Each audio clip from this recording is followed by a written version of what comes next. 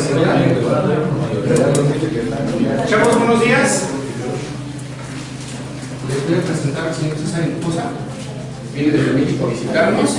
Espero que puedan preguntar todas sus dudas, aclararlas. Él nos va a explicar sobre reproducción. Ya saben que tuvimos las pláticas de alimentos vivos, tuvimos plática de enfermedades y la de tipos de beta. Vamos a cerrar nuestro ciclo de la nueva mesa del Club Beta Antequera con nuestro nuevo vicepresidente, que es Luis, y nuestro secretario, que es Omar, acaba de incluir. El señor Pop, pues ya no le gustaron más las plantas que los betas, antes de sentarnos nos está acompañando, pero pues hicimos el esfuerzo, ¿no? Y el señor muy amablemente accedió a venir a visitarnos, entonces pues los dejo con él, les va a explicar lo que es la reproducción, va a ser un poquito de la plática, lo que él les va a dar. Tenemos una pecera para enseñarles el material y al final hacemos preguntas de todo lo que ustedes saben, ¿no? Por favor.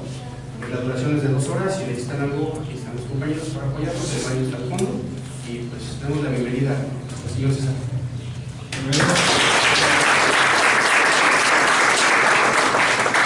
Bueno, buenos días a todos.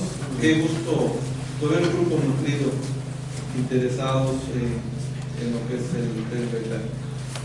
Y había comentado, Carlos, que les han dado pláticas referente a lo que es alimentación, cuidado, algo básico, enfermedades, medicamentos.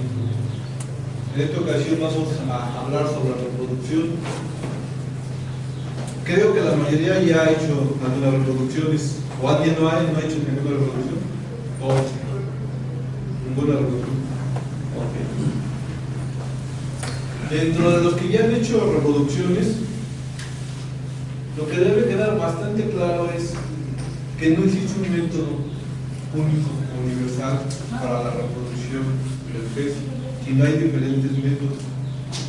Muchos de los métodos se van a basar en el entorno físico que nosotros tenemos.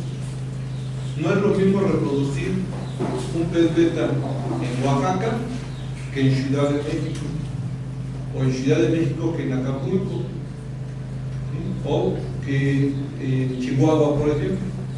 Cada clima es diferente y cada clima va a afectar. Esto lo comento porque muchas veces en internet tú preguntas, oye, ¿tapo el acuario de reproducción? Y tú estás en Oaxaca y te contesta el de Acapulco, no lo tapes, y tú confías en que no lo debes de tapar. Él efectivamente no lo tapa, el de Acapulco no te está engañando, pero él te está hablando de su entorno físico, y en Acapulco no los van a tapar. ¿Por qué? Por el clima que ellos tienen, que es muy húmedo, hace mucho calor, ni termostato utilizan. Entonces tú puedes preguntar, oye, ¿hay que usar termostato? Y te contesta él mismo, no usas termostato. Pero él te habla de su entorno. Y aquí sí debe usarlo o no debe usarlo. Y es que por eso usar mucho lo que son los termostatos, los termómetros, termostatos. Entonces la reproducción realmente no es la misma para todos los entornos. Pero esa es la razón. Cada entorno es totalmente diferente. Esto es para que cuando lleguen ustedes a preguntar algo, tengan en cuenta esto, de dónde te están contestando. Si te contesta el mismo de Oaxaca, bueno, te está informando igual de manera veraz, pero te está informando de acuerdo al entorno físico que ustedes tienen. Entonces, eso es importante en relación a la reproducción. Por esas razones no hay un método efectivamente general o universal para todos. Entonces cada quien puede utilizar un método diferente, incluso el mismo Oaxaca. Habrá quien dice, ¿sabes qué? Yo utilizo hoja de almendro, yo no utilizo hoja de almendro, o yo lleno la pecera a determinados centímetros, yo la lleno más alto, yo la lleno más bajo. Yo he encontrado amigos, por ejemplo, en Acapulco, reproducen a 40, una pecera de 40 litros y la llenan toda hasta arriba y se le dan las reproducciones. Así aprendió y así la sigue haciendo él. En mi opinión, sí se puede dar, porque entonces si imaginamos nosotros que el pez está en un charco, en una rosal o en un río, pues sí hay un mínimo, es esta la altura que va a haber en un río, en un charco. Entonces sí se puede dar también. Nosotros en reproducción ya en diferentes lugares lo que hacemos que es pues facilitar al pez con un poquito de agua, porque no se cansa su IVA a tanta altura. Pero todo realmente se puede hacer, ¿sí? Entonces va a ser diferente a cada entorno donde nos encontramos y a cada experiencia que nosotros queramos tener. Dentro de todo eso, ¿cuál es lo importante para lo que es la reproducción? Documentarse. Ustedes documentaron en la primera parte de alimentación, cuidado, enfermedades. Entonces ya se documentaron ustedes en esa parte. Entonces tienen que documentar en lo que es reproducción. ¿Para qué? A ver si paso la siguiente, por favor. La esencia de lo que es la reproducción es la responsabilidad de cada uno de los creadores. Si no tienes responsabilidad para la reproducción, para el cuidado de tus crías, de tus sementales, si no tienes esa responsabilidad, honestamente ni te metas a reproducción de peces de ninguna variedad. ¿Qué punto podemos encontrar en cuestión de responsabilidad? Yo he encontrado desgraciadamente muchas personas que quieren reproducir peces, incluso ustedes lo pueden checar en Facebook, que es la red que ahora por todos lados sale la reproducción, que tienes una apuesta y preguntas ¿qué les doy de comer? Es una irresponsabilidad hacerlo de esa manera. Primero tienen que saber qué van a comer y posteriormente reproducirlos. ¿Para qué? Para que no se mueran, porque son seres vivos que dependen de nosotros, de lo que nosotros les demos. Entonces es importante que tengamos esa responsabilidad y no ver en el Face que preguntan, oye, tengo mis crías y no han nacido, y tú le preguntas, oye, ¿qué temperatura tienes? No, pues 24. Entonces es irresponsable criar. No digo que no se den, se llegan a dar en 24 grados también las temperaturas, ¿sí? Pero debemos de estar informados para criar con responsabilidad. ¿Qué alimento les voy a dar? ¿En qué momento los voy a alimentar? Y no tener la apuesta y a partir de esa apuesta tratar de aprender. Si fuéramos personas que no tenemos información, que no existe el Face, yo cuando aprendí no existía el Face, no había libros. Es una de las razones que en ese entonces aprendimos a prueba y error, porque no había quien preguntarle. Los acuaristas en Ciudad de México, tú les preguntabas sobre vetas y nadie sabía, eran muy pocos los que sabían o los que te orientaban. ¿Cómo aprendimos en esos entonces? Es que fulano de tal quería, yo antes de esto criaba cebras, algonubes, criaba leones. Entonces yo lo que aprendí de leones, de cebras, lo traté de pasar a vetas y es totalmente diferente, pero así aprendimos a prueba y error, sin documentos, sin Face, sin redes sociales. Pero hoy se tiene, entonces por eso tenemos que estar con mayor responsabilidad. Entonces, informarnos antes para poder nosotros posteriormente pasar a lo que es la reproducción. Entonces, sí es importante que aprendamos con esa responsabilidad. Son seres vivos y dependen de nosotros. Dependen de que cada uno le dé a la pareja las condiciones ideales para que en el entorno donde estemos se pueda dar esa reproducción. Entonces, para mí es básico esa responsabilidad al empezar a criar. ¿Sí? ¿Sí quieres pasar otra cosa? Dentro de alimentos hay muchos alimentos, hay variados alimentos. Lo que se busca en las primeras horas de vida es un alimento vivo. Yo no creo, en mi experiencia, que tú puedas sacar una apuesta numerosa con alimentos secos. Hay una cuestión natural en que el pez va a comer alimentos vivos, que los alevines van a comer alimentos vivos. Cuando nacen, tienen lo que es el saco vitelino, se van a seguir alimentando ellos mismos. Que tienen una pancita blanca, ese saco vitelino se alimentan de ahí. Yo cuando eclosionan todavía tienen unas 24 horas a 48 horas, no hay un tiempo exacto, porque cada saco vitelino va a depender de la fortaleza de los peces.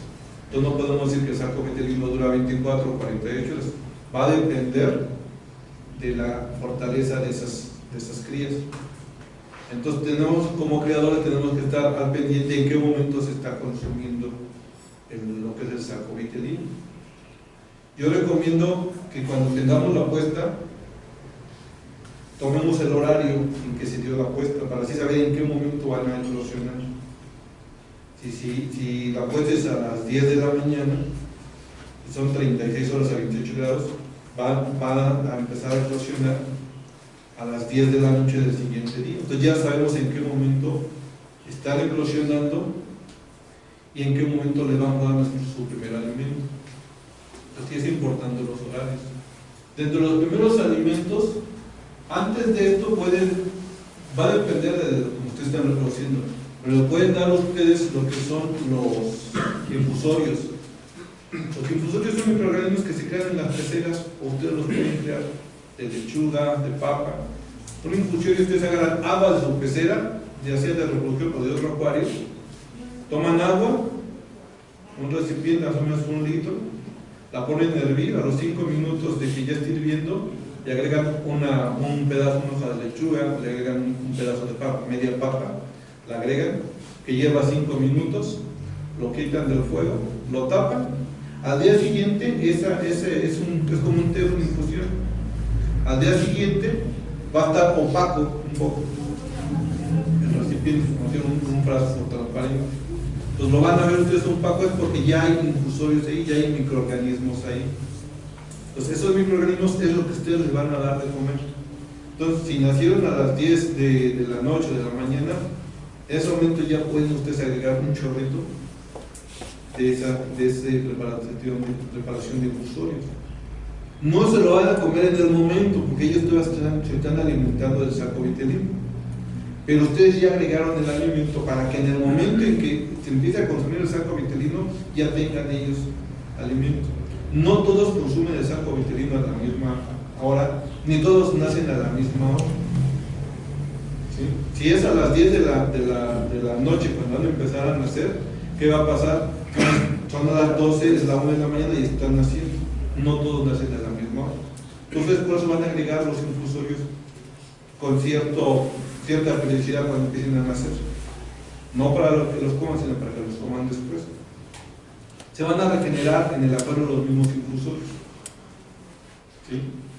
Posteriormente a eso, incluso los buceros pueden generar, si agregan plantas, si agregan lodeas, si agregan alguna planta, van ahí. Son microorganismos microscópicos que están ahí.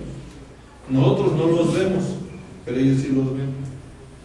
Yo tengo algunos videos donde se han hecho ampliaciones y se ve cómo están, incluso en la pecera, se ve cómo se están moviendo.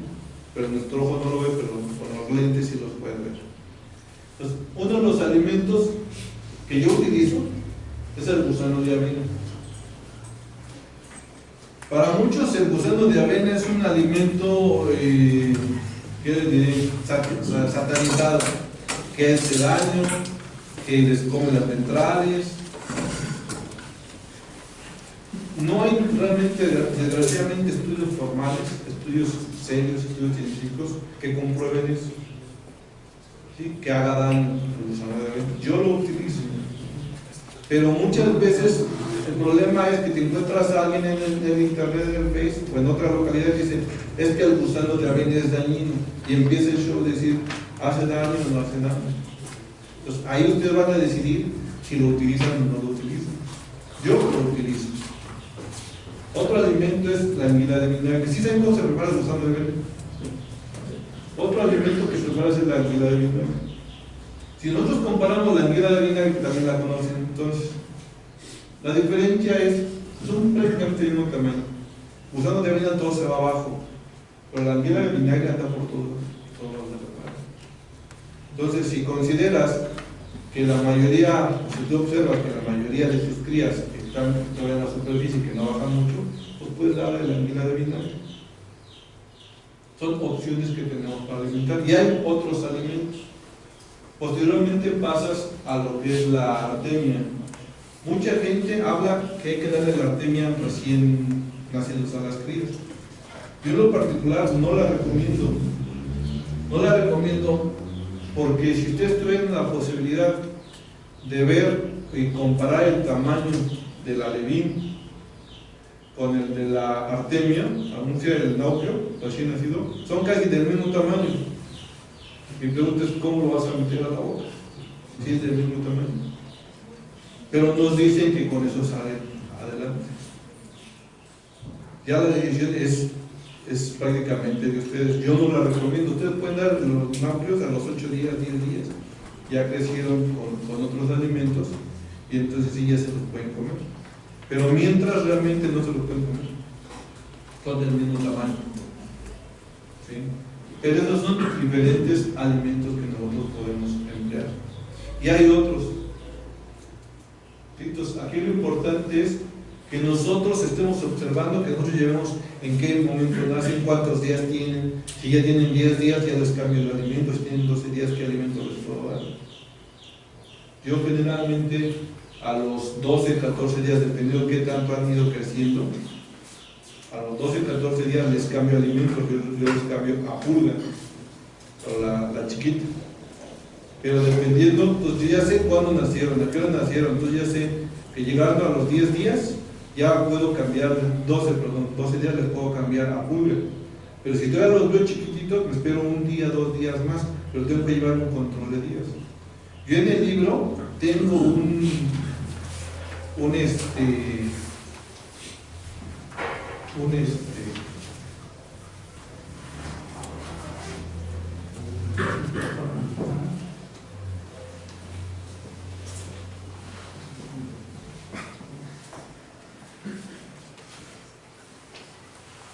una pequeña hoja, sencillamente, a ver si la podemos poner acá. Es una pequeña hoja, es un reporte. Aquí yo pongo la fotografía del macho y la hembra. Yo lo tengo en mi computadora. Entonces pongo la fotografía del macho y la hembra, pongo la hora de la puesta, pongo, por ejemplo, ya una vez que nacieron tengo columnas para decir aproximadamente cuántos alevines nacieron. No, ahorita no estoy. Sí. Yo. Posteriormente, aquí llevo una columna de alimentos. Tengo, por ejemplo, puedo poner una gusano de avena, en otro anguila de vinagre, en otro pulga, en otro quite de arcén. Y aquí pongo en qué día, pongo en qué día, qué exactamente qué alimento le di. Para yo saber y no confiar en mi memoria. Porque si tienes 2, 3, 4 peceras, con 10 reproducciones, vas a terminar, bueno, esta que le di, cuando nació, entonces más un show. Entonces a cada apuesta yo llevo un registro así. Si se enfermaron, tengo otras columnas, con qué los mediqué y en qué día los mediqué. Para saber que llevan, por ejemplo, 4 o 5 días con el medicamento o con 3 días de medicamento. Entonces debe llevar un control exactamente de cada una de tus puestas. Y acá en esta parte, ubican el cuadro del Cuneo. En esta parte es un conocimiento genético de la pareja, de qué es lo que están haciendo. Llevo este mismo, tengo otra página igual en Excel, donde yo apunto de esta pareja cuántos nacieron de cada variedad de aletas, porque puede haber cambios, y qué colores aparecieron en esa puesta. Para tener un control y decir, ¿sabes qué? Apenas estamos checando unos peces traje una hembra azul acero, pero con un registro así, tú sabes si el papá o la mamá qué color tenía. Ella puede ser azul acero, pero los papás pudieran haber sido de otro color. Entonces debe haber un registro para que sepas qué genética puede traer ese pez. Entonces siempre es importante tener reportes, tener hojas que nos puedan orientar y que puedas tú estar evaluando el trabajo que estás realizando. Por eso les comentaba, debe haber mucha responsabilidad en lo que estás reproduciendo, en las características de los peces, por qué seleccionas uno, por qué seleccionas otro. ¿Sí vas la otra, por favor? Carlitos. Gracias. Este es un show que muchas veces, si se lo metes al internet, vas a encontrar que dice, ¿sabes qué? Yo tengo mi puesta y tengo 200 y tú tienes nada más 30, y entonces sientes que tú todo lo haces mal porque quieres tener la de 200. A mí en lo particular, lo comentamos ayer, no me gusta tener puestos de 200. ¿Sí? Yo prefiero puestas de 30, de 40, de 50. ¿Por qué? Porque si quieres crear con responsabilidad y tú tienes esta pared y aquí te caben 100 frascos, ¿para qué quieres 200 alevines? Debes de reproducir de acuerdo a tu espacio, a la capacidad que tengas para cuidar tus crías. En esa sección, no sé si ubiquen esta. ¿Alguien conoce dónde es la foto esta? No. Este es de Joeb. Joeb es un creador de los Países Bajos. Él tiene lo que es Betas for All. ¿Ubican Betas for All? Betas for All es un grupo que está en Holanda, en los Países Bajos, y él es el dueño de este criadero. Aquí si ven ustedes, aquí pone sus frascos, aquí tiene peceras de reproducción. Entonces él va a criar de acuerdo a llenar este espacio. No va a criar a tener esto. Y nosotros luego, es un criadero tan grande. Muchas veces nosotros estamos pensando en llegar a tener esto, pero no tenemos el espacio para tener esta cantidad de peces. Pues es importante que si yo voy a reproducir, pues yo diga, bueno, tengo 50 crías, pues debo de tener 50 espacios, 50 frascos. Ahí me dice, oye, ¿por qué no tienes 5,000? Porque entonces imagínate, si aquí me caben 100, nada más, en este espacio, aquí me quedan 100 frascos. Aumenta 5,000, ¿cuántas paredes de este tamaño tengo que tener para tener 5,000? Entonces es importante que criemos de acuerdo al espacio del que nosotros disponemos. Y no pensar que quiero una puerta de 200 cuando ni siquiera tengo el espacio para 200 pesos. Terminaría siendo que en botellitas como estas son vitroleros de un cuartito de agua. Y yo, en mi opinión, no es apropiado, ni creo que aquí crezcan a 3-4 meses del tamaño que nos hacen creer. Que llegan aquí pues de ese tamaño y dicen, esto es de 3 meses y lo hicieron crecer en esto. En mi opinión es mentira. Cuando llegan aquí los peces de Tailandia, en mi opinión, deben tener como un año de edad para haberlos aguantado aquí. No pueden crecer tanto, aunque digan que les cambian el agua, aunque digan que son sus superalimentos. Háganlo, te dan cuenta que no van a crecer. Entonces, necesitamos nosotros un lugar como este, donde tenga aproximadamente 1 litro de agua por cada pez, para que puedan crecer. Y tiene que tener o redondo o cuadrado, para que tenga espacio. Y no en esto que es un espacio aquí. Creo que tendrá 4 o 5 centímetros de ancho, y ahí los hacen crecer, dicen ellos.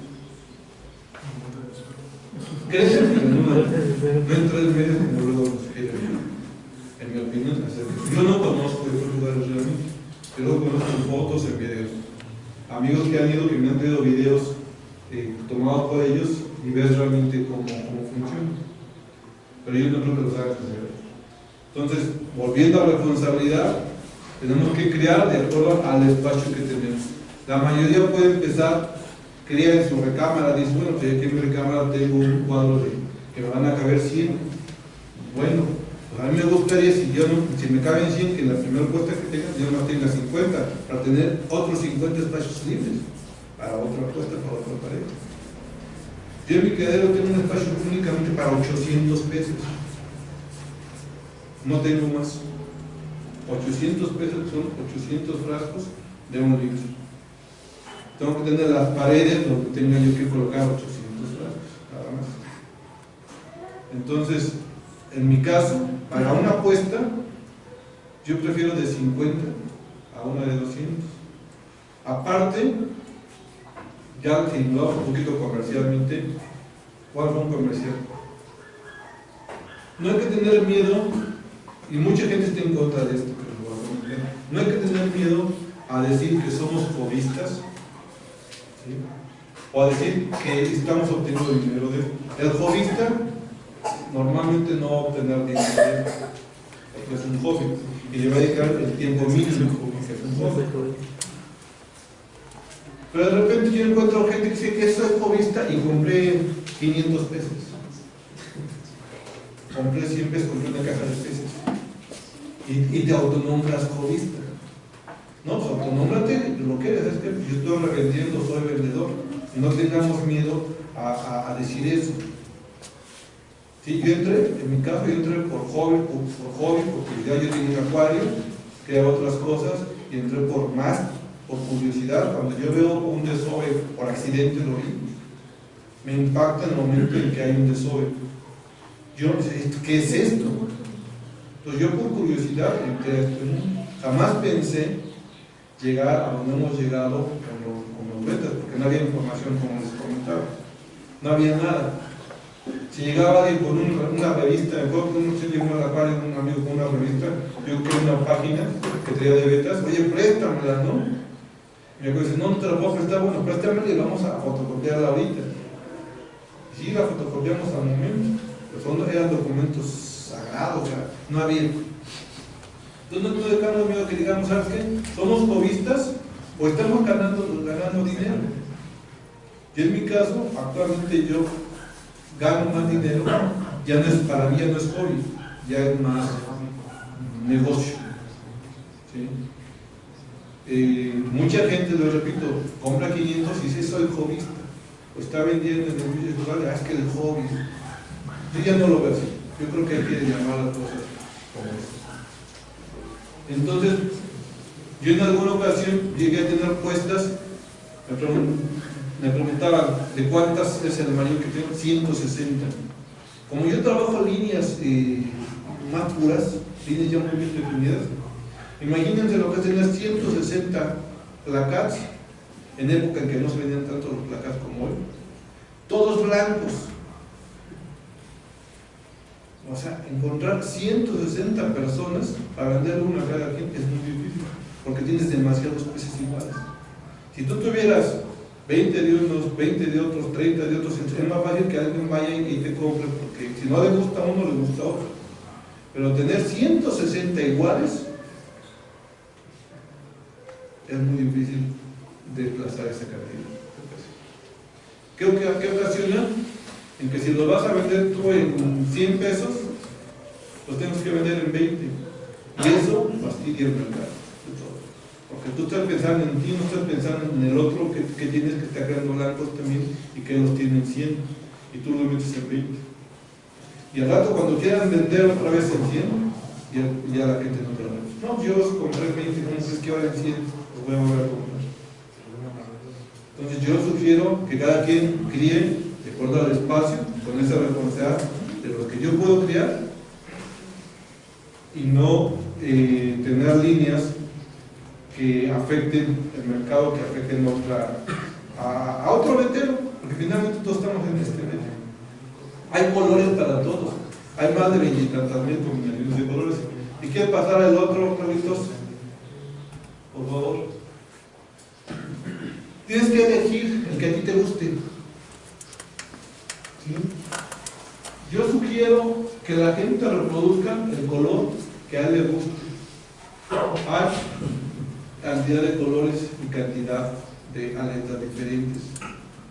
Muchas veces queremos reproducir porque al mercado le gusta lo que es el placat, pero también otro mercado que quiere el pelo, otro mercado que quiere aletas largas. Hay mercado para todos y los colores hay para todos. Yo siempre he sugerido que la gente se especialice en un color, para que cuando yo estoy creando rojos, otra persona está creando amarillos, otra persona está creando azules, otro blancos, y entonces hay mercado para todos. El problema que luego tenemos es que ves que este está creando blancos y los vende bien, yo también voy a crear blancos. ¿Sí? Y entonces empieza la guerra en blancos con blancos, cuando hay más colores. Entonces es importante que sí que criemos de acuerdo a lo que a nosotros nos gusta y elijamos algo, y entonces seremos conocidos en el medio. Fulano de tal cría blancos, fulano de tal cría amarillos, y generar esa necesidad y ese nombre de, ¿sabes qué? Fulano de tal cría estos o cría otros colores. Entonces hay que elegir el que más nos pueda gustar. Entonces esto yo los he creado en algún momento, todos estos. Este Fer, por ejemplo, obtuvo un primer lugar, no te alcanza a ver, pero en un 2015, En 2015, este pez fue el primer lugar en placar más de media luna. ¿Qué ventaja puede tener? Su nada es muy corta y es muy recta. Entra en un estándar perfectamente bien. Las centrales son un poquito largas. Pero cada quien sacó un primer lugar en el campeonato del CMX del año 2012. Yo todavía tengo descendencia de ese pez. Desde 2012. Obviamente un pez que viene de ese va a ser mucho más caro que un pez que no tenga eso. Entonces, si nosotros criamos y conservamos líneas, es lo que nos va a dar a nosotros o la posibilidad de estar en el tercer mercado. Y entonces, aunque tú tengas pocos espacios, si los tienes con peces de calidad, va a valer la pena que estés metido en lo que es la cría. Pero es importante que tú selecciones y que conserves líneas muy bien fijas o muy bien establecidas. La siguiente. Comentaba, hay más de 20 tantas mil combinaciones de colores. En esta época que se manejaba esto, era 26.000 combinaciones de colores, más. Pero todavía no existía lo que es la escama dragón. Ahora metémosle las combinaciones con lo que es la escama dragón. Entonces, hay mucho más. Entonces, si cada quien toma un color o una característica, ahora todo el mundo está en los nemos. ¿Y qué pasa con los nemos? Está bajando, hasta que ya no se negocia. Pero todo el mundo está en los nemos. En un momento igual todo el mundo estaba en... Uno que se ha mantenido es el Black Dragon. El Black Dragon cuando llegó, pues era la sensación, y se ha mantenido muchos años el Black Dragon como la sensación. Es un pez que la gente sigue mucho, el Black Dragon. Pues puede haber 20, 30 creadores de Black Dragon y todos están vendiendo porque la gente se lo consume. En una época el Mustard Gas era codiciado el Mustard Gas. Actualmente está hecho ya el Mustard Gas está bonito. No es muy socorrido actualmente. Pero hace algunos años era lo máximo tener un Mustard Gas. Todos querían un Mustard Gas. Entonces hay combinaciones para todos. Para cada creador, dependiendo del gusto que nosotros tengamos. A mí en lo particular me gusta el negro. Por eso mis peces, todos mis peces tienen bases negras. Entonces, porque es el que a mí me gusta. Y además cuando yo entro a esto, el negro tiene un nicho muy especial porque sí es un poco más difícil crear negros que crear otro color. Entonces, pero a mí en lo particular me gusta el color negro. Entonces, por eso crío yo negro, este color a mi gusto. Entonces, hay combinaciones, hay tipos de aletas, igual. Cada quien se puede especializar en un determinado tipo de aletas. Hay que elegir nosotros el que nosotros queramos, de acuerdo al color, de acuerdo a aletas y recordar el espacio que nosotros tenemos disponibles en nuestras instalaciones. Carlito, la siguiente. Es importante, ya que elegimos, que tenemos instalaciones, que elegimos colores, que elegimos tipos de aleta, decir hacia dónde quiero llegar. No es lo mismo agarrar y comprar una pareja y criarla, reproducirla, que agarrar y comprar una pareja que tiene o que quiere que cumpla un estándar. No es lo mismo reproducir para vender que para ir a un concurso, que para ir a una competencia. Es totalmente diferente. La competencia tiene mucha presión. Cuando crías para una competencia, que sabes que de esa pareja tienen que nacer, porque nosotros en el CBMX hay mucha presión para competir, pero es una autopresión, es decir, que yo tengo que sacar este pez con tales características de un estándar para que yo lo pueda mandar a competencia y obtenga un determinado lugar. Y aparte me presionan que tienen que nacer en enero, febrero, o en este caso el que estamos ahorita es diciembre, enero y febrero. No pueden nacer ni en noviembre, ni pueden nacer en abril. Tienen que nacer en esas fechas, para que todos lleguen del mismo tamaño. Entonces hay una presión extra. Y ya que tengo yo las crías, tengo que seleccionar a los mejores que cumplen con ese estándar. Si no cumple el estándar, como creador, mejor ni lo debo de mandar, porque va a ser descalificado. Una característica es esto, por ejemplo. Aquí no se aprecia desgraciadamente, pero lo que es las aletas ventrales, por regla general, es como, vamos, todos los peces, es más, aquí mismo se ve. Esta es más chiquita y va aumentando. Es una ley natural. Está en las plantas, está en muchos lugares. ¿Sí? Entonces, la aleta tiene esas características. Las ventrales tienen lo mismo. Aquí es más grande, aquí es más chico y se ve que es más chico, más chico, más chico, más chico. Entonces van de menos a más. Es una ley natural que existe respecto a la naturaleza. Si yo encuentro un pez que aquí tiene doble este rayo, que tiene todos del mismo tamaño, ese pez en competencia del CBMX es descalificado, es eliminado, porque se considera que es una falla. Entonces, si yo como creador tengo un pez así, no lo voy a mandar porque me lo van a descalificar y yo voy a perder un lugar. Entonces el pez puede cumplir con muchos estándares, pero al tener esa falla lo van a descalificar. Entonces no lo mandan. Entonces no es lo mismo criar para vender algo que criar para ir a una competencia. En el CDM somos estrictos en ese sentido. Hay otros grupos y otras organizaciones que no son tan estrictos. Supongamos, ustedes aquí hacen un concurso local, una competencia local. Ustedes decidirán si sancionan esto y lo eliminan o lo permiten. No está malo que se permita, pero es la localidad la que va a decidir. ¿Por qué lo podrían permitir?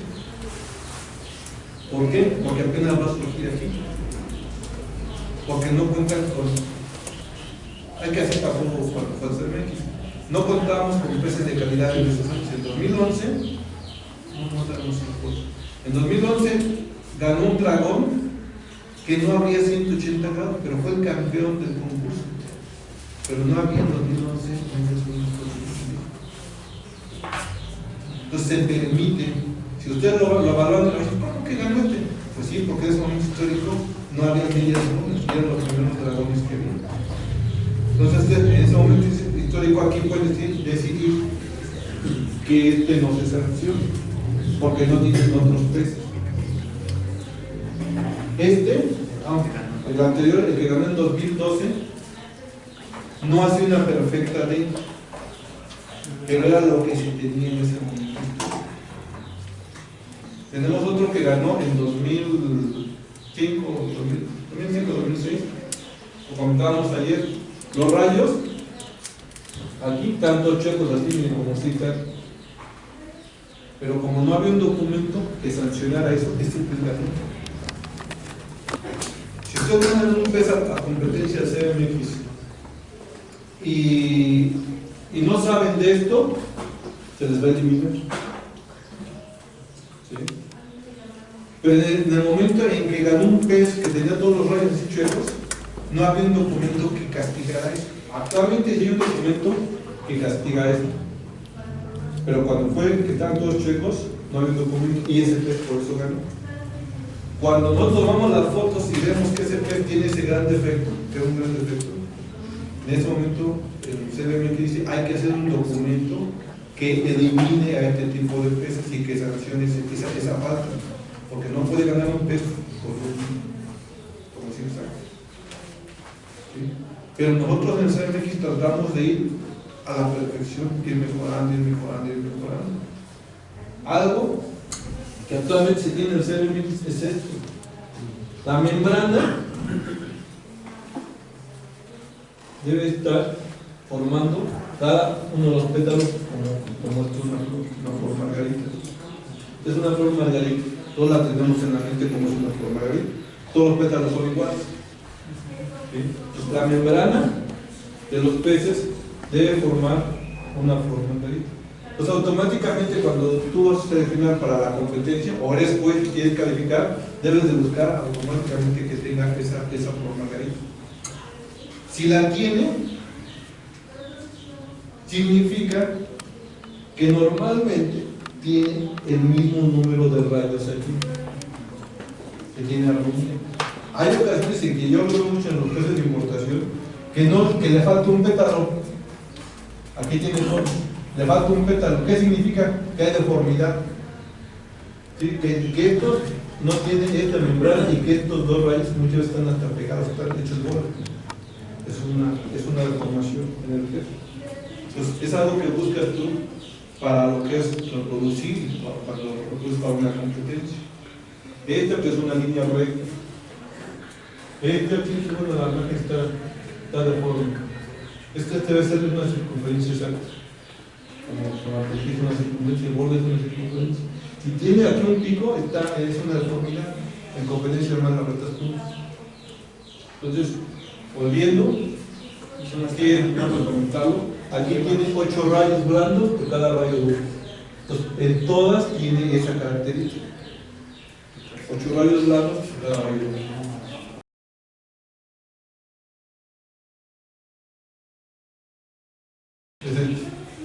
Este se divide en dos. Entonces tenemos un rayo duro o dos blandos. Y estos blandos se dividen otra vez en dos, o se pueden dividir en tres. Pero igual, ya se dividen en dos o en tres. Y así sucesivamente se van dividiendo más, van haciendo una ramificación. Por eso en este caso aparece con un rayo duro y entonces se va a dividir hasta 8 rayos duros. Se va dividiendo. En competencia tú vas a seleccionar realmente, cuando estás reproduciendo vas a seleccionar tus mejores peces para que veas que estos peces son de 8 rayos, vale más que este que es de 4, que este es de 6.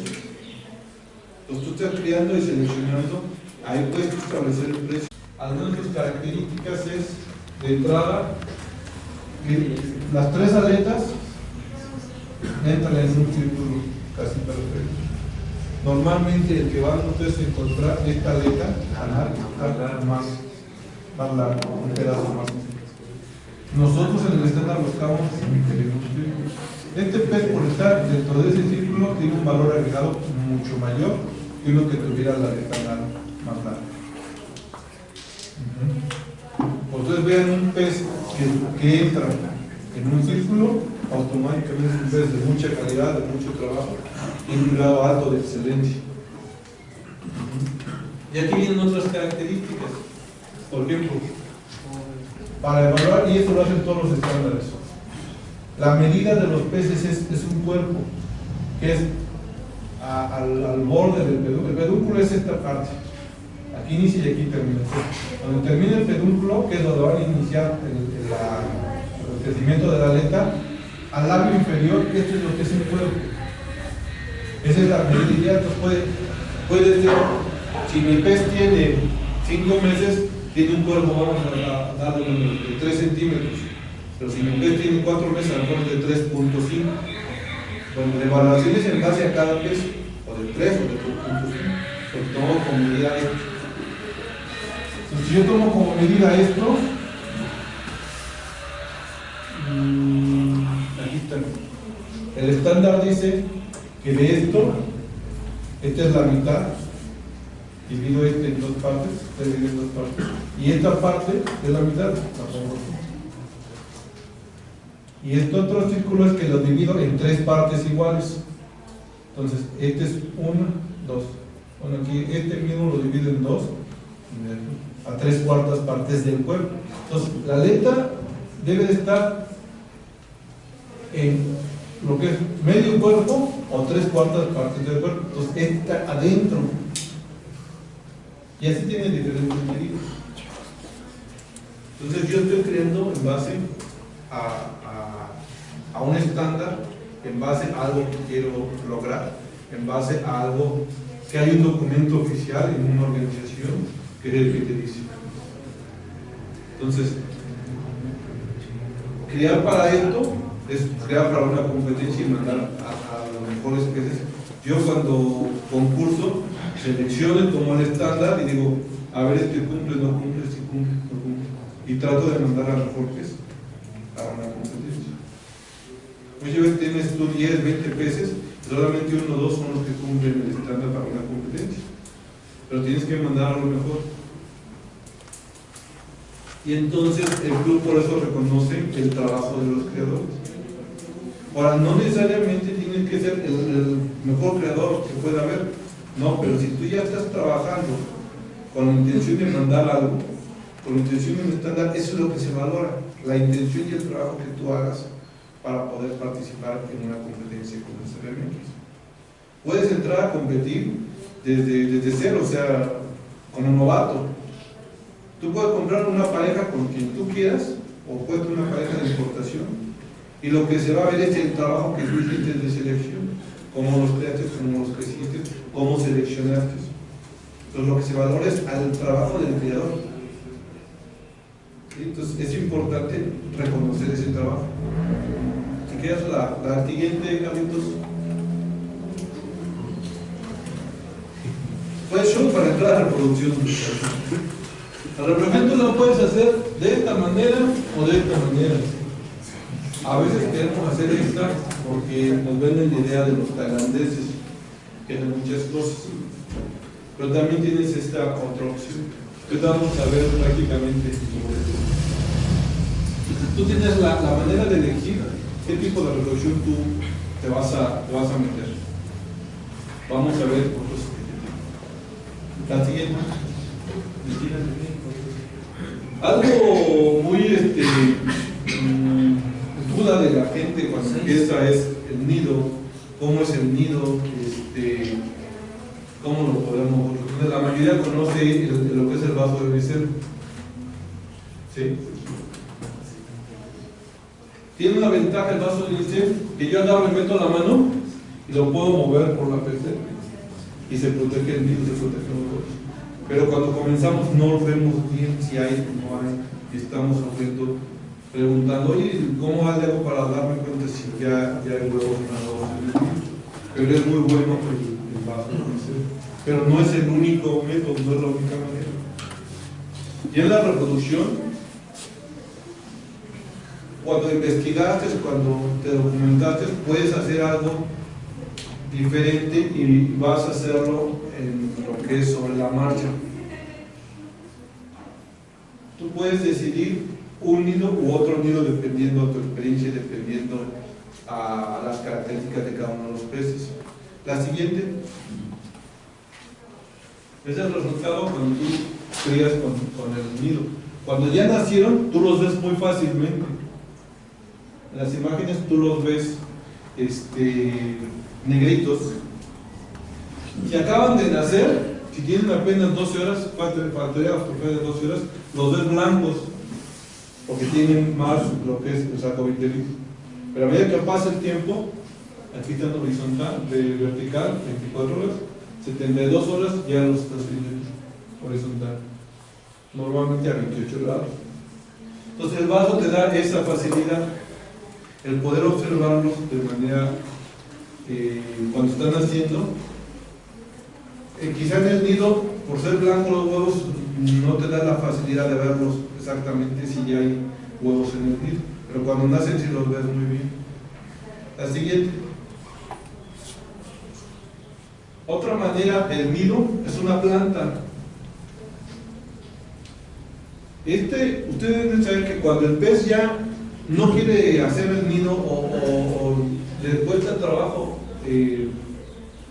hacer el nido, una manera de fomentar que ese macho haga nido es con una planta, con una hoja. Hay unos que no les importa ni el vaso y las hacen en la orillita de la pecera, pero no todos.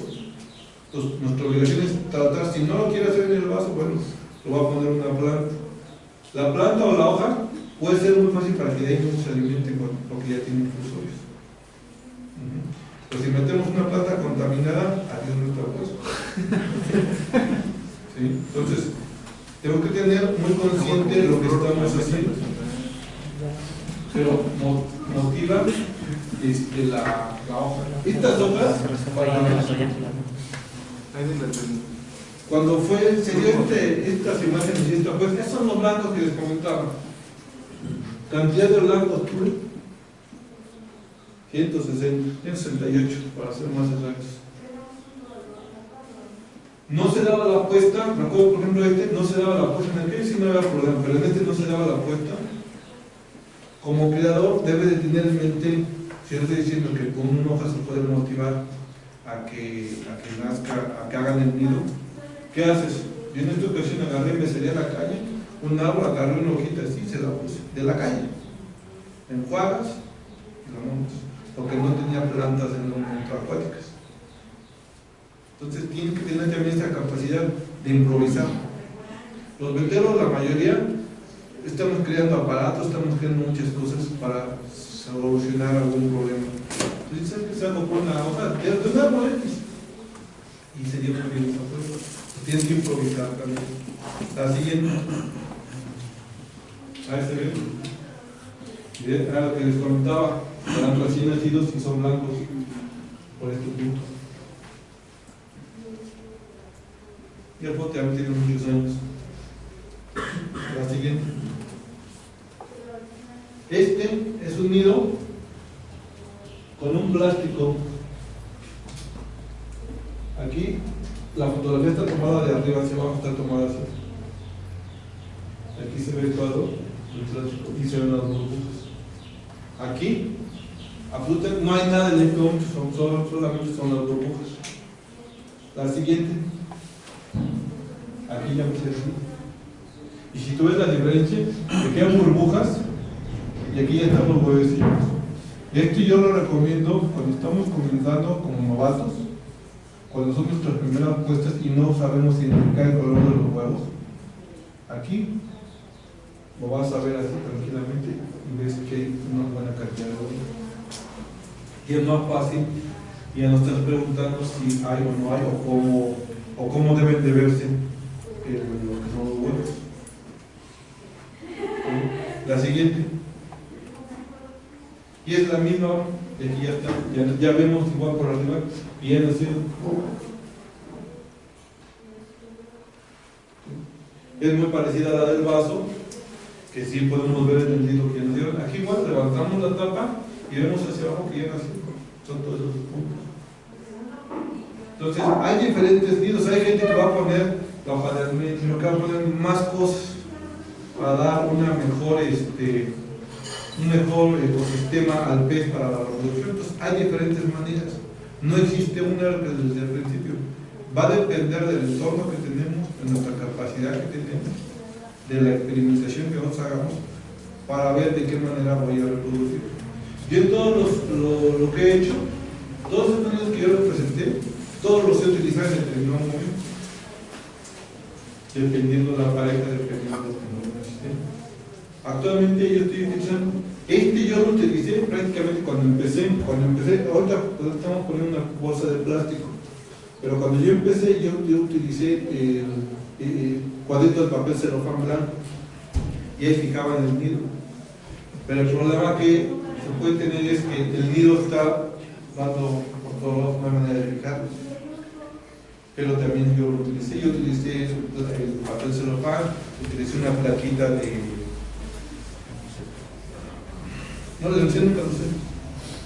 Hay gente que utiliza los gránulos, las bolitas de unicel y hace como en una esquina, ponen puras bolitas de unicel. Chicas, y ahí hacen el mismo. Pues hay bolitas de unicel y bolitas de burbuja. Pero yo nunca lo utilicé. No, el corcho, un cuadrito de corcho que también va a flotar, igual lo pegan ahí. Entonces, hay maneras de utilizar muchas cosas, dependiendo de cómo se presenten las cosas. Entonces, yo actualmente, y ahorita vamos a ver, yo utilizo en este momento. Tiene muchas ventajas. A una desventaja es que si lo quieres meter a una incubadora es más difícil. El vaso, el de unicel, ese sí entra perfectamente en un incubadora. Entonces, dependiendo la pareja, le comentaba ayer a Carlos, yo la línea de peces negros que tengo nacen pocos, hablando de negros nacen menos que si fueran rojos. Entonces hay ocasiones en que tengo una puesta de negros y si ya previamente puede pasar que el macho se comió la puesta, yo ya sé cuando lo vuelvo a poner que ese macho puede tener riesgo de comerse la puesta. Para evitar que se la vuelva a comer, lo retiro y los huevos los meto a incubados, con la intención quizás de rescatar 20 o 30. El macho se los va a comer y es una...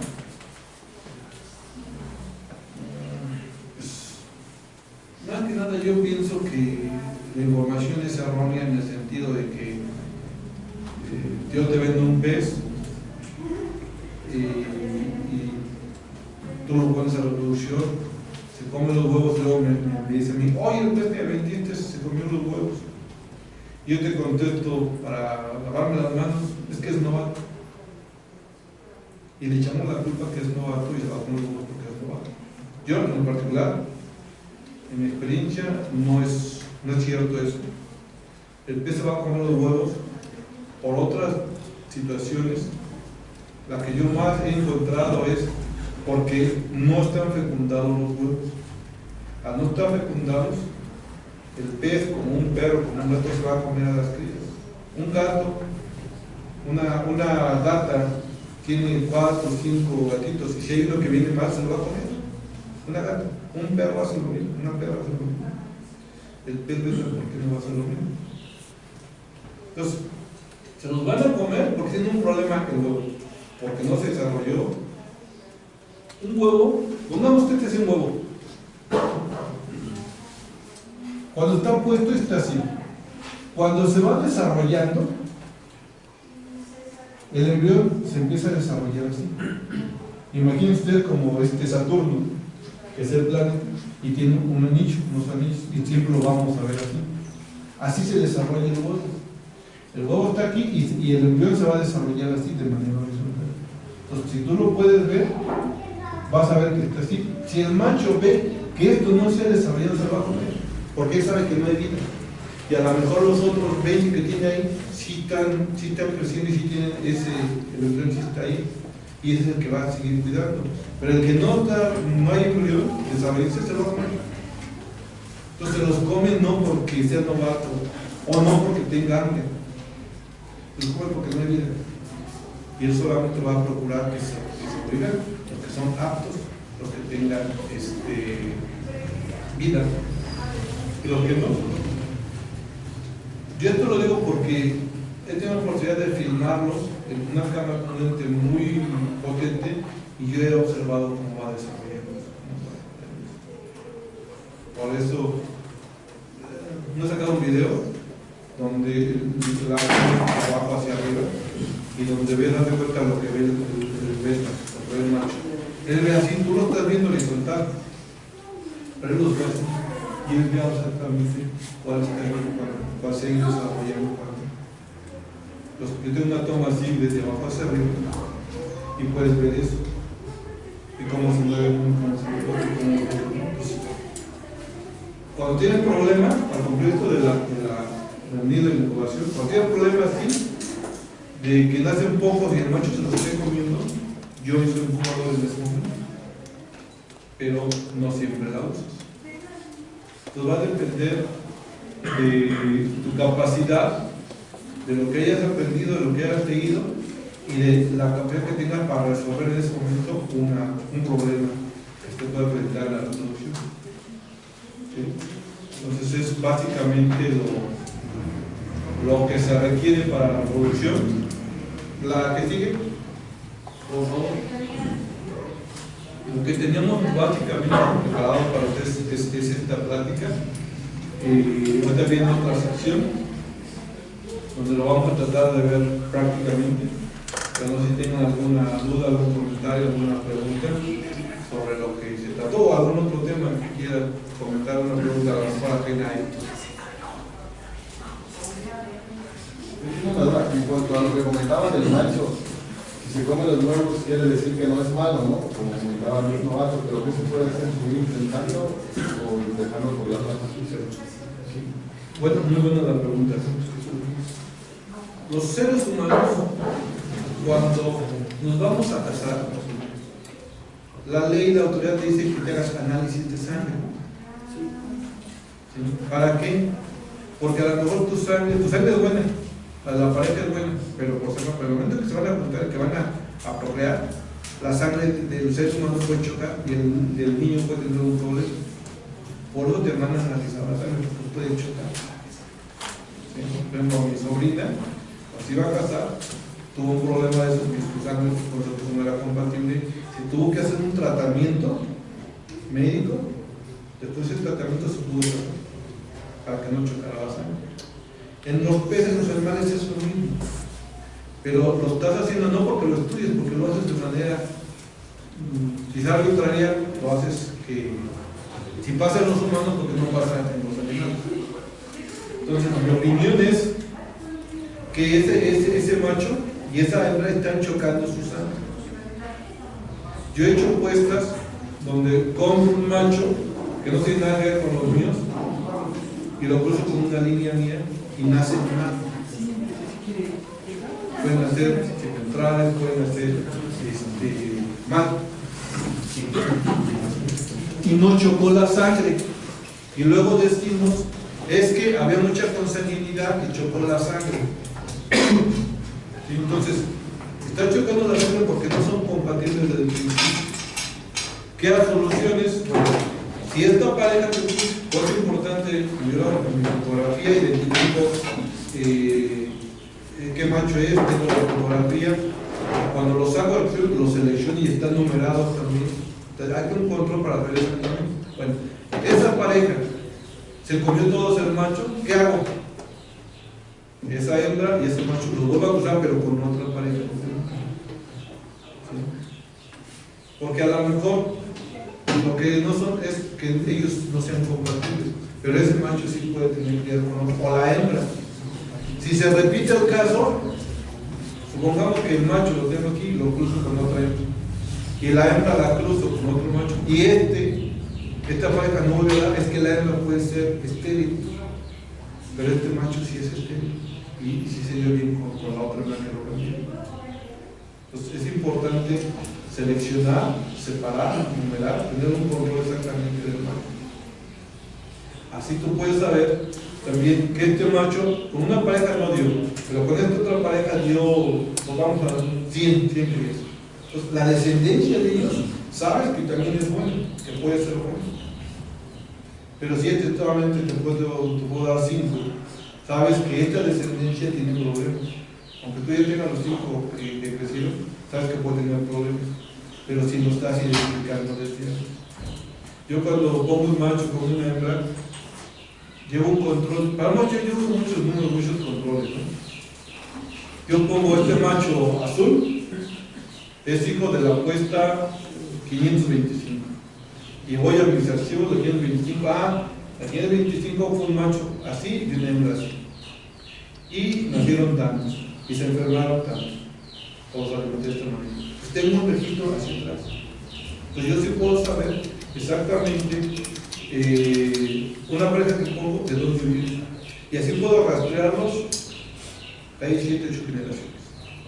Cada macho tiene un número que nunca va a ser el mismo, tiene una fecha de nacimiento y tiene cómo rastrearlo si ha tenido problemas con algo genealógico.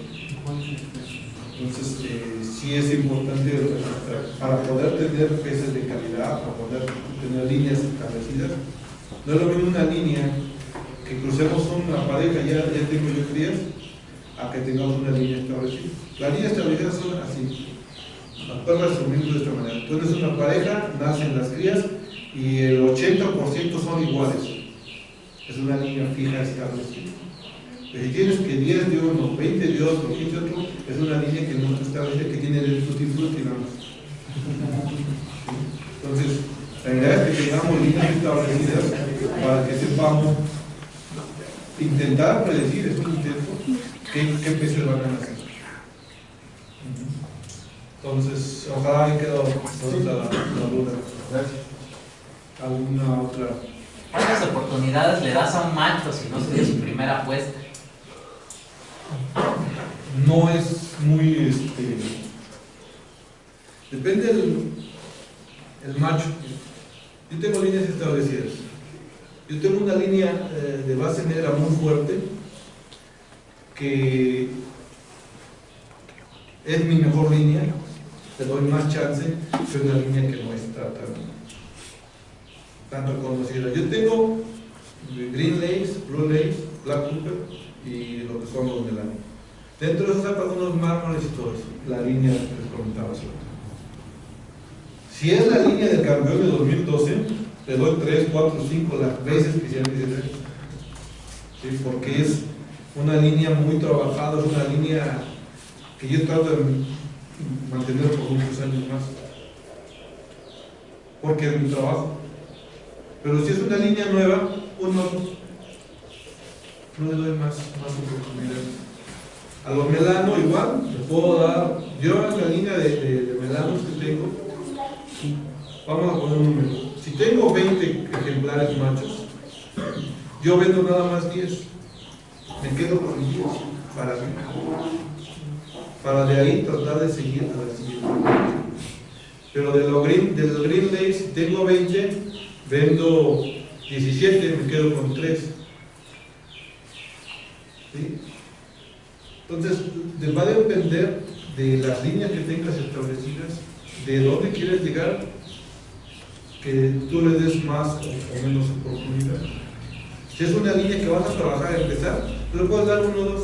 Pero es una línea que ya tienes por años manteniéndola, y te queda un solo macho, le das 5 oportunidades, 6 oportunidades, porque además te queda un solo macho. Entonces va a depender exactamente del trabajo que tienes atrás. A lo mejor, en el caso de los melanos, yo tengo 10, me quedo con 10. Le doy 1 o 2 oportunidades, ¿por qué? Porque tengo otros 9, tengo otros 8. Pues si ya me queda 1 o 2, me dan más oportunidades. O sea, va a depender de todo el trabajo que tengas, a dónde quieras llegar, de los ejemplares que yo tengo. ¿Algún otro? ¿Ninguna más? Y si tengo una línea establecida, digamos ya sé que es mi línea establecida, ¿no? Entre todos esos ejemplares, algunos son fértiles, otros no. Pero, ¿qué pasa con los machos que fertilizan, crían sus... Usted los preparó todo el proceso para que llegaran hasta la reproducción. Tienen sus crías, nacen, pasan 3 días y se las comen. ¿Qué hago con ese macho? Lo sigo manteniendo, le doy otras puestas. Y ya es primerizo, sacó sus crías y se las comió. Lo sigo usando para la reproducción, o ya completamente ya. Porque sí fertilizó, sí, pero se comió las crías después de unos días y ya estuvo bien preparado. Tú quieres mantener la línea porque es una línea establecida. Como ya sabes que se la comió al 3er día, 4º día, él se las va a comer porque la otra foto a las 72 horas ya están todos horizontales. Pero a lo mejor pasan un día más, otros días más y se empiezan a caer, aunque llegan los receptores se empiezan a caer. Esos peces vienen débiles, porque la indican y por eso los comen, porque no son aptos en eso. Aunque ya están ahí, no puedes cantar victoria, porque a lo mejor pasan otras 72 horas y se empiezan a caer. Entonces el macho se los va a comer. ¿Sí? Se acaba con todos, pero se los come porque traen un problema, son débiles.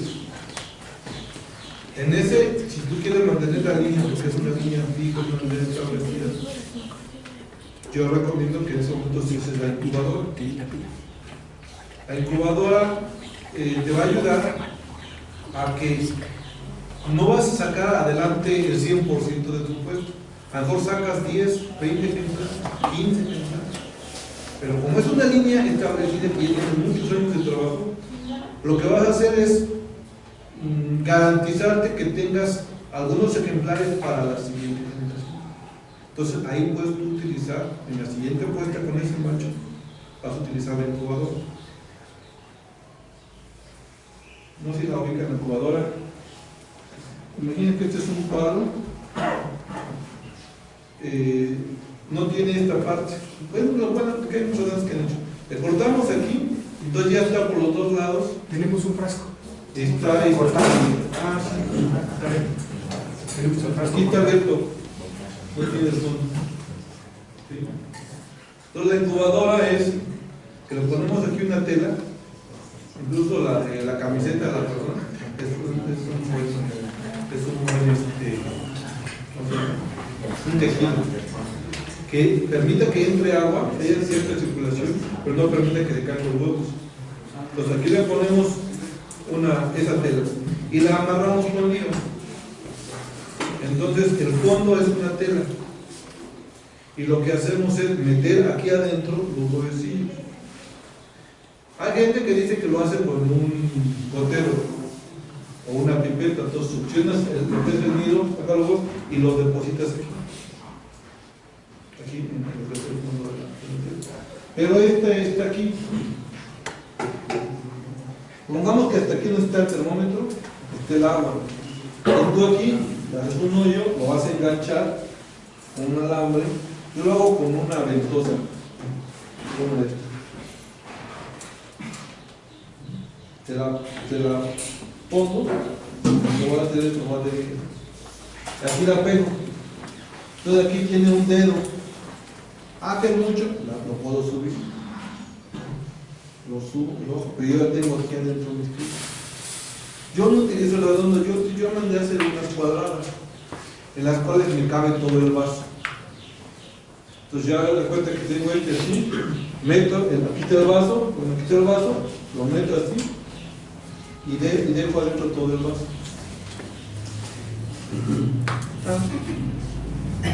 Dejo adentro todo el vaso. Entonces no estoy que con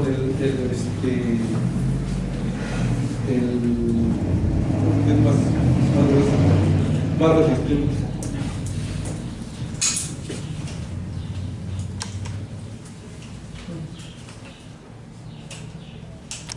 Yo de hecho tampoco uso liga, Así las hicieron las primeras. Como yo la que tengo es cuadrada, yo uso los cinchos para.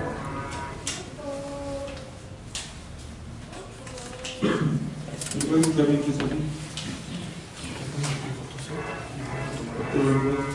Vas a poner todo así y la vas a colocar así.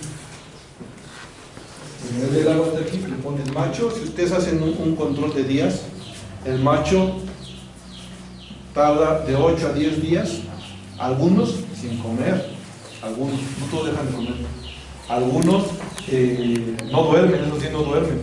Desde que están cortejando a la hembra, dejan de dormir, están desobando a la hembra, el agotamiento que llevan, luego cuidar los huevos durante las 72 horas, están en vigía, se caen y los suben. Luego cuando nacen igual. Entonces, si tú sumas las horas que lleva de trabajo, el macho, estás hablando de 8 días sin descansar. Entonces, hay gente que tiene un macho que, bueno, yo quiero que no se canse tanto y use incubador. Yo en alguna ocasión le pregunté a un biólogo hasta qué grado nosotros como criadores afectamos la capacidad reproductora del pez al decir, ¿sabes qué?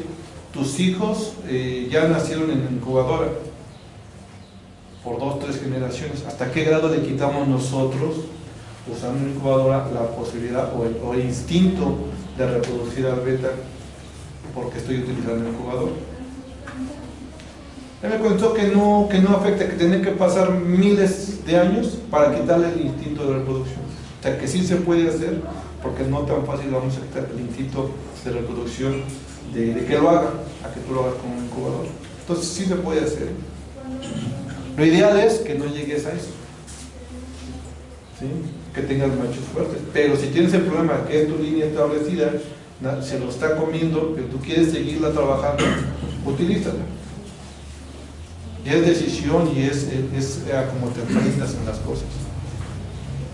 Sí, de hecho acá en una práctica, hace ya como 3 años, ¿no? Viníamos de Cuernavaca, y decían que ellos se ocupaban las incubadoras. Sí. Porque pues ellos se dedican a la venta, pues a lo masivo. Pues. Sí. Dicen, no, nosotros no casamos al macho, porque pues, de ahí salen después, y al macho lo volvemos a alimentar bien, y a la semana, 2 semanas, ya lo estamos volviendo a meter con otra hembra. Sí. Lo que nos interesa es sacar así para venta, ¿no? Sí. Es lo que nos dicen. Usted no sabe los cuántos días saca al macho, ya que nacieron los alevíes. ¿Yo? Ah. Yo tomo el rango de las 72 horas, pero si veo que se empiezan a caer, lo dejo. lo sigo dejando. Para mí es importante alimentar al macho, porque tiene mínimo son 8 días en todo el proceso de reproducción. Yo siempre lo alimento, nunca lo dejo de alimentar al macho. Aunque esté en la puesta también. ¿Sí? Yo lo meto hoy, bueno, ahorita pasamos eso. Bueno, en este caso mencionas que usted lo alimenta. Una vez nacidas las crías ya es un ser vivo, un organismo vivo dentro de la pecera. ¿Al macho lo alimenta con es alimento vivo o le da alimento seco? Para que no vaya a haber esa confusión del alimento con las crías. Yo lo alimento con alimento vivo. Miren, yo nunca sobrealimento al macho ni a la hembra, nunca. Se dice, no, es que la sobrealimento a los 8 días, 15 días antes. Yo nunca hago eso. ¿Por qué nunca hago eso? Porque yo tengo mis sementales que los he criado desde larvas. Yo sé cómo la calidad de alimento que ellos han recibido en toda su vida. ¿Sí? Yo alimento mucho con lo que es betamín, porque yo lo tengo a la mano para no estar en México. Entonces yo alimento a mis sementales con betamín diario. Yo considero que es un alimento bastante sano. Es una empresa que se dedica a hacer alimentos. Yo no doy, apenas nos contamos ayer, yo nunca en mi vida he dado hígado de pollo a mis peces. Nunca. Tengo 800 lugares, entonces imagínate darle a 800 peces o 500 peces. Nunca lo hago, nunca lo he hecho, ni lo haré. Yo confío más en empresas que se dedican a hacer alimentos, que los hicieron biólogos, que los hicieron químicos, que los hicieron veterinarios. Yo confío en ellos. Entonces yo les doy a mis peces. Ahora, no está malo que tú les quieras dar una papilla, yo no, pero ya es decisión de cada quien. Si tú tienes 10, pues a lo mejor le puedes dar una papilla. No estoy peleado con eso. Pero yo trato de dar a mis peces los sementales, y es más, los que vendo igual son alimentados igual. Pero para reproducción, betamín, hojuelas. Entonces cuando yo los meto, yo sé que van bien alimentados, bien nutridos. Por alimento no van a parar, porque se deficiencia en alimentación, ¿no? Entonces por eso no los sobrealimento desde antes, porque están bien alimentados. Cuando los meto a reproducción, yo lo meto hoy, le doy igual hojuela, betamina. Mañana le doy gusano blanco, el whiteboard, es lo que le voy a dar.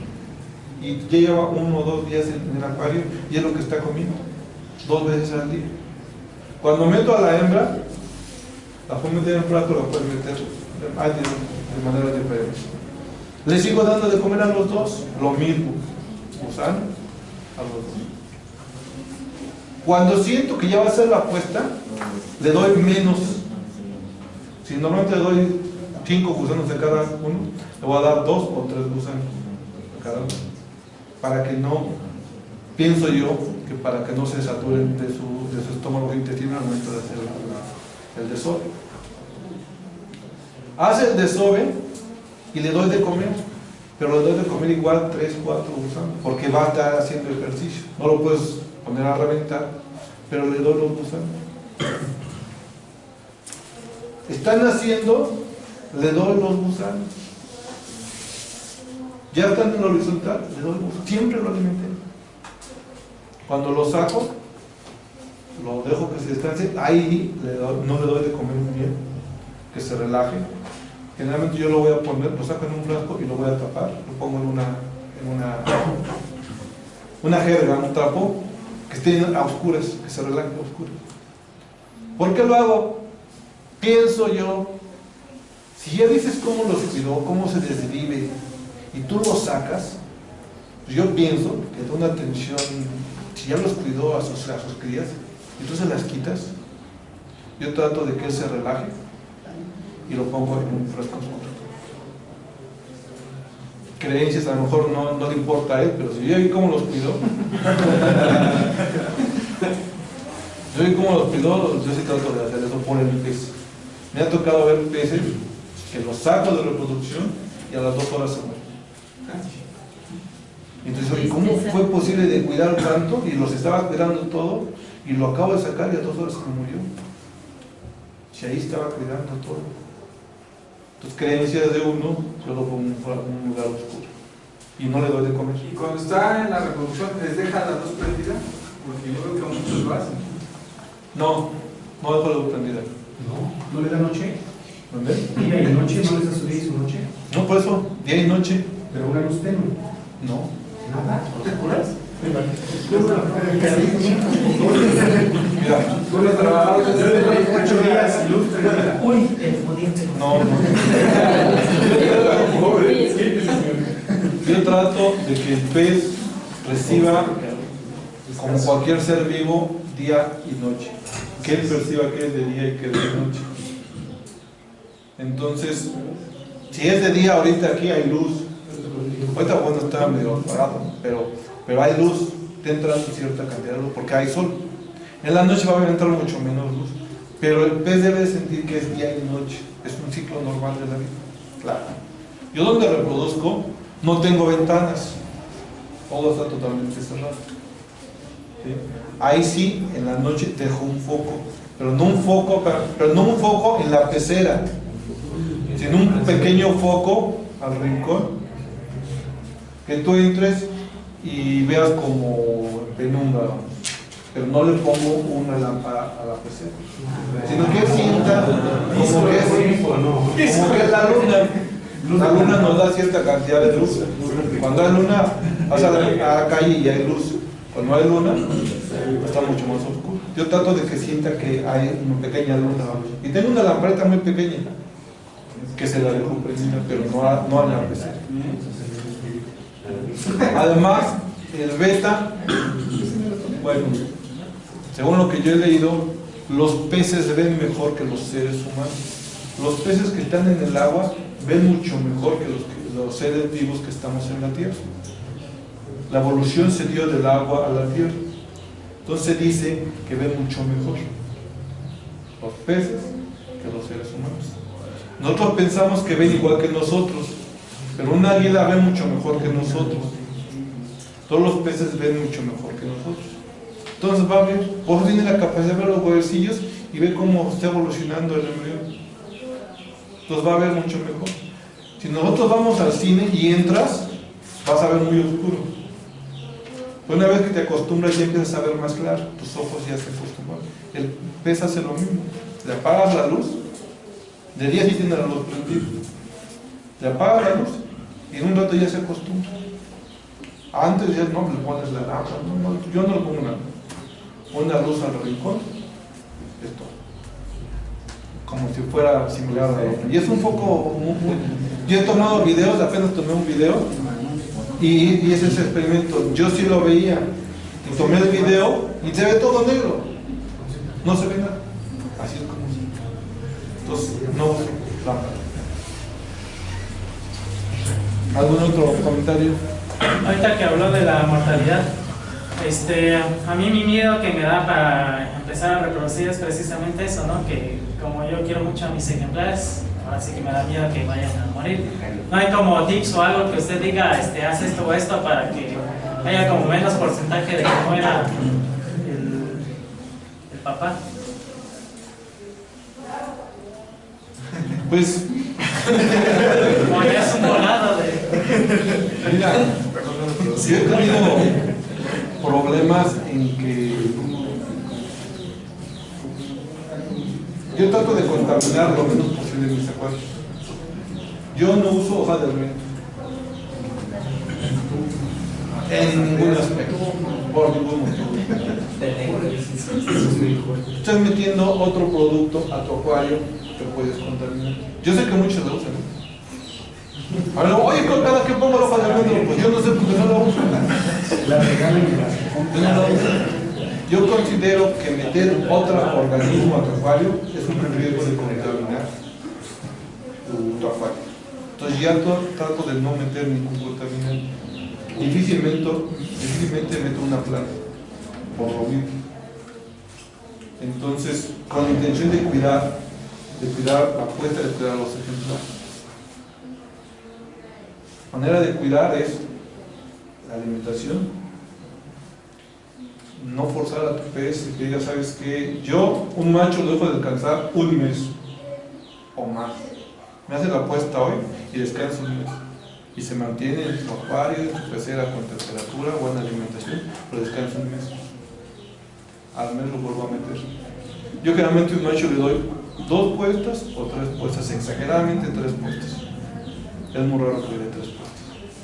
Entonces lo cuido con la alimentación, con agua, con temperatura. Pero no lo forzo a que cada 8 días haga una puesta o cada 15 días. Se puede, yo no lo forzo. Pero es como yo creo. Claro, normalmente yo puedo decir, ¿sabes qué? Que mi puesta, yo normalmente curso de 6 meses, 5 o 6 meses. Realmente empeora a los 6 meses de vida después. Cuando fue el campeón de 2012, crucé a la hembra con la que lo crucé, tenía 3 meses. ¿Sí? O sea, una hembra muy pequeñita, 3 meses. ¿Por qué? Porque yo tenía que sacar crías del campeonato. Me obliga a tomar la decisión de cruzar bajes para sacar las crías. Y después que se haga mi pez, lo dejo descansar un mes, pero en ese momento, Sustratos, le pone sustratos a sus becas. Ocupa gravita, ocupa ventrito, ocupa placita dentro de la pecera, o es solo el peso. para la reproducción, Para tenerlos antes de la reproducción, para cuidarlos, para que vivan. tengo las dos. Tengo acuarios con filtro, con grava, y tengo otros con el puro vidrio. Tengo los dos. Ayer en el DF están ahorita con que el bienestar animal, y entonces está el hecho de que, y creo que tienen razón, yo sí apoyo a la ley de bienestar animal, mucha gente no, en muchos lugares están en contra, pero yo creo que es bueno tener buena calidad a nuestros peces, a nuestros animales, y que abramos un poco. No es lo mismo que tengas un pez en un agua estancada a que tengas un pez en un sistema de filtración. Va a tener mejor calidad de agua, mejor calidad de agua. Y como está la ley que tiene que tener esto, que es el otro, estamos en contra, ¿no? Pero la verdad, mi negocio, aquí tengo peceras y aquí tengo peceras. La gente entra, aquí ve las peceras que tengo, las puras aguas son de peceras de 8 litros, divididas en 2. No tienen grava, no tienen sistema de aireación. Pero las de este lado son veteras de 7 piezas, tienen filtro abajo, tienen sistema de aireación, tienen grava, y la gente cuando entra se va a este lado. Esto no le interesa, no lo sé. Antes estaba al revés. Tenía de este lado las peceras y de este lado tenía frascos en litros de plástico. La gente entraba y sirve esto. Hay algo que la gente quiere comprar, que él vea en mejores condiciones. Y se va al frasco.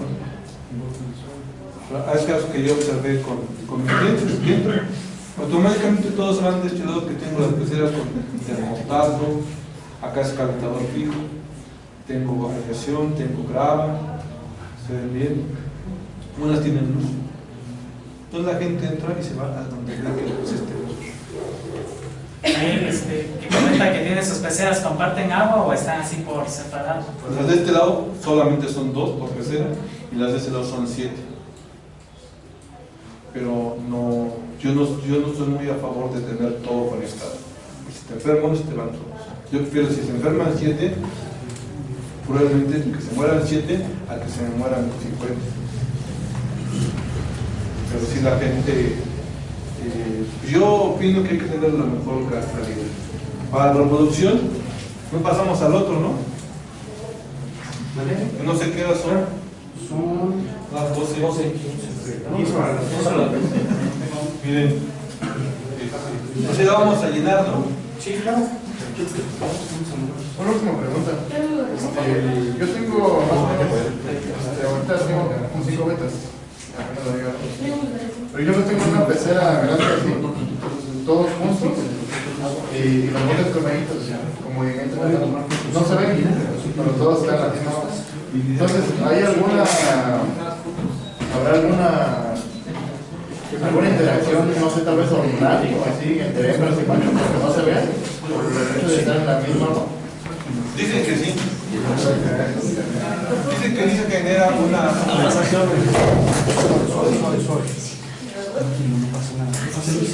Dicen que sí se genera una interacción hormonal.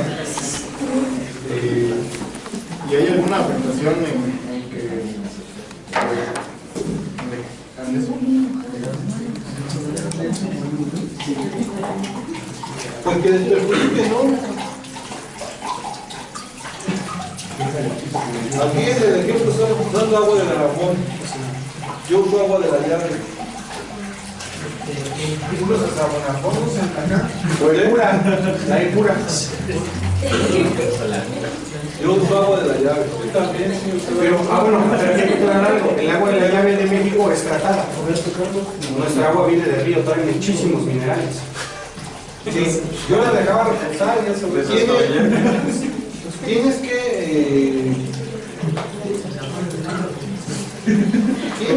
primero medir el pH de tu agua de la llave, porque ya sabes aproximadamente qué pH va a traer siempre. El agua que te va a surtir el gobierno siempre va a ser prácticamente la misma. ¿Sí quieres ahí? Va a ser prácticamente la misma, el agua que te da el gobierno. Entonces mides tu pH y ves qué calidad tiene. Yo actualmente ya no lo mido porque sé cómo viene el agua, sé que es la misma, pero yo uso agua de la llave. Habría que ver aquí lo que está comentando, qué cantidad de minerales puede atraer el agua, si es de pozos, si es de río. Y en mi opinión personal, el gobierno nunca te va a dar un agua que te pueda hacer daño. ¿Sí? Si tú tomas agua de la llave, no te vas a morir, no te va a hacer daño. Quiero pensar, bueno, ahí en el Estado de México hay un lugar que te dan el agua y la agua y cae hasta tierra. Mucha gente en la llave le pone un calcetín o una tela para ir hasta la tierra. Entonces tienes que ver eso, pero en condiciones normales el agua que te da el gobierno no te va a hacer daño. Tú puedes tomar un vaso de agua y no te vas a morir. No, ¿sabes qué iba a hacer con el agua normal? Porque cuando yo pensaba antes, ¿no? Y me ponía yo a pensar, bueno, yo le pongo agua de garrafón y al rato que aquí yo se lo dé, me va a decir, ¿sabes qué? Mi pez se murió en 2 o 3 días, ¿no? ¿Por qué? Porque yo le puse agua de la llave, ¿no? Yo siento que se vuelven un poco más delicados a poner agua de garrafón, ¿no? Sí. Entonces ya cuando llega a manos de otras personas, pues las otras personas a veces no saben, y meten cualquier agua, pues el pez ya murió a los 2 días. Sí. Y dijeron también la cuestión económica, ¿no? O sea, si tienes 1000 pesos, 800 pesos, 500 pesos, ¿cuántos garrafones vas a tener que estar comprando? Pues si tienes 4 o 5 pesos, no te afecta que compres el garrafón de agua. Pero lo haces, en mi opinión, si los haces más delicados. Yo la idea que tengo es un poquito de enfocada a qué finalidad es el pez que está reproduciendo. Porque si es para concurso, de acuerdo a los lineamientos del concurso, dice que lo van a poner en agua pura, exactamente. Ahora, si tú tienes un pez acostumbrado a que tiene unos TDS un poco más altos y de agua pura prácticamente no tiene nada, al momento de que te llegue el pez y lo metes a concurso y lo metes en pura, te vas a sentir completamente en un ambiente diferente. Ahí en el concurso se te establece que va a ser alimentado con ASO 9 en 1. Tu obligación como creador es acostumbrar al pez a ese alimento. ¿Sí? Se te dice que va a ser en agua de pura. Tu obligación es acostumbrarlo a agua de pura. Se te dice que no va a tener termostato, va a estar en agua a temperatura ambiente. Tu obligación es acostumbrarlo a eso, porque son las condiciones en las que va a competir. Entonces, como comentaba, ¿es un pez para competencia o es un pez para venta? Entonces, sí, yo soy de la idea de usar agua de la llave. Yo solamente utilizo anticlor. Lo que diga la etiqueta es lo que le vas a poner. La recomendación es 10 a 12 centímetros de profundidad del agua. ¿Para qué? Repito, puede darse en el de 40, si lo llenas todo, pero le vas a ayudar, porque tiene 200 huevecillos, vas a ayudar con un nivel bajo de agua, para que no se canse. Lo vas a meter al pez, lo vas a acostumbrar al pez a que se adueñe del acuario. Puede ser de 40 litros, puede ser de 20 litros. No recomiendo menos de 20 litros. Se puede dar la apuesta de 8. Si hay experimentos que lo han dado en un vaso de 1 litro de agua, se puede dar la apuesta. Las jícaras que estaban hace rato eran unas jicaritas pequeñas, sí se puede dar la apuesta. Desventaja.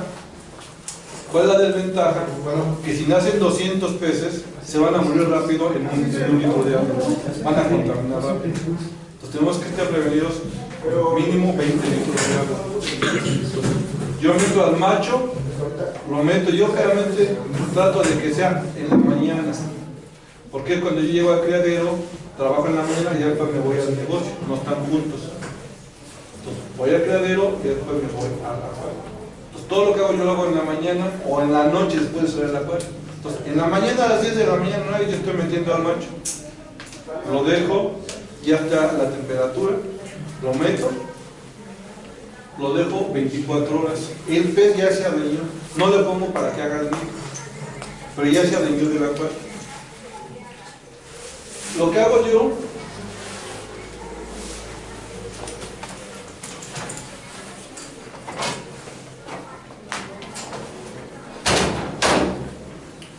no se puede nada.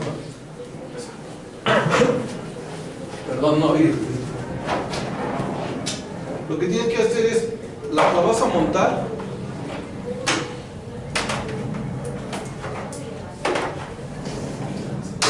Voy a montar. Pongo aquí ya la conecto. Voy a hacer que esté a 28 grados, para eso yo tengo mi termómetro. Están los otros que son más exactos. Cuando vas a reproducir, la recomendación es que tú reproduces con estos, que son los termómetros más exactos. Una vez que está a 28 grados, porque está programado y está aquí comprobado que está a 28 grados, saco al macho, que lo voy a colocar, lo coloco en un frasco o en la bolsa para que la temperatura sea la normal.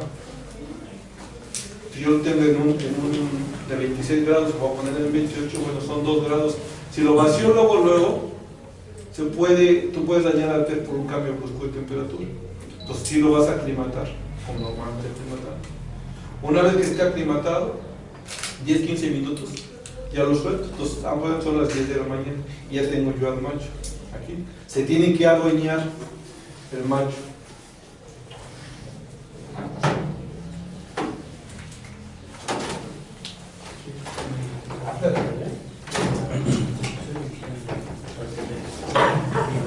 No veo la manguera.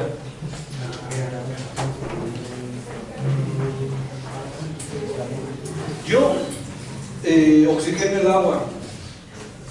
Yo le doy movimiento al agua, siempre. Desde que pongo al macho, le doy movimiento al agua. Entonces, colocas tu bomba.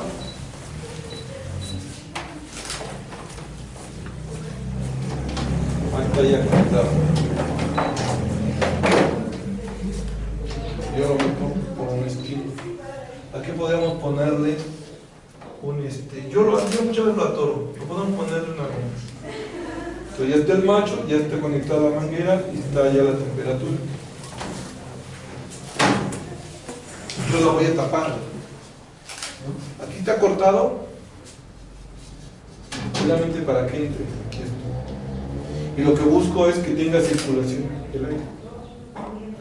Por un lado entra y por otro lado vuelve a salir. O sea, no tiene que estar cerrado herméticamente, tiene que tener cierta circulación. Por eso está mochado de una.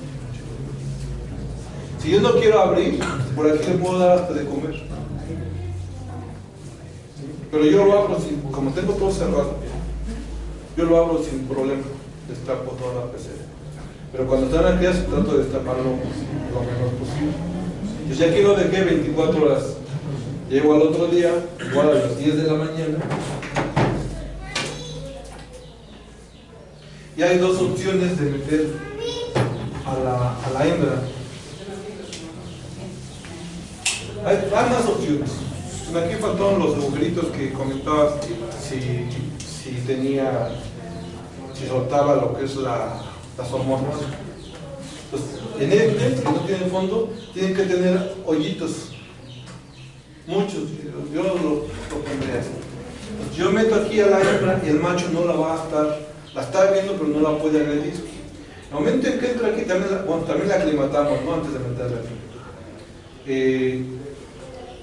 Lo que va a hacer el macho y la hembra va a empezar a que entre en ese periodo, a que la hembra empiece a incubar los huevecillos que tiene dentro.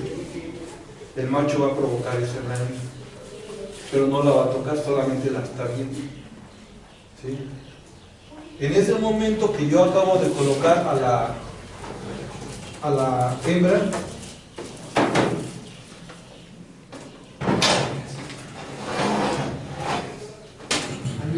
la tijera, perdón, una bolsa cualquiera de plástico. A mí en el primer día no me interesa que haga o no haga nido el macho. Yo lo que quiero es que él sea dueño de la pecera, ¿sí? Que sea el dueño de este espacio. Entonces cuando yo meto a la hembra, en ese momento sí le pongo el nido. Aquí puede poner el vaso, puede poner una hoja como se vio. Yo en este caso, cuando comenzamos, sugiero que le pongamos este plástico.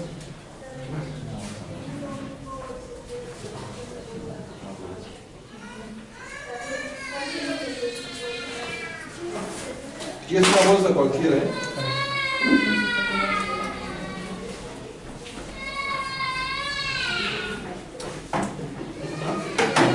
Es un cuadrito, un rectángulo. Yo, mis peceras, tengo un mueble así, y mis peceras de reproducción yo las veo de aquí para allá. Entonces yo pongo el nido aquí.